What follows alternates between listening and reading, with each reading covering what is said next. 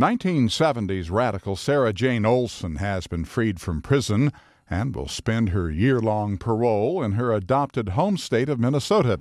She served less than a decade behind bars at this California facility. The parole agents reported to the prison and picked her up and processed her. After she was processed, she was released to her family.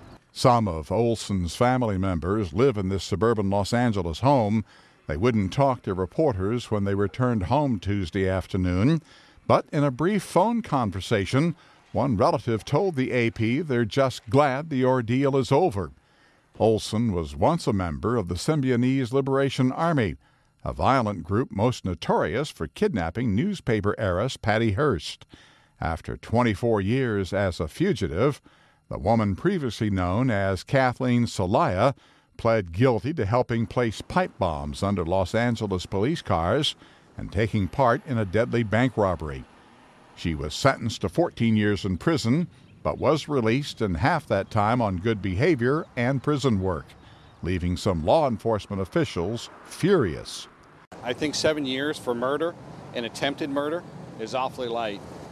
And then on top of it, to be allowed to go back to Minnesota, where she hid out from the law for almost a quarter century, it's just outrageous. Parole officials have granted Olson's request to serve her parole back in Minnesota.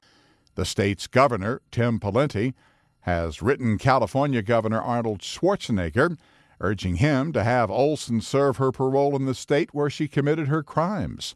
Schwarzenegger says he deferred the decision to the state's Corrections Department. Ross Simpson, The Associated Press.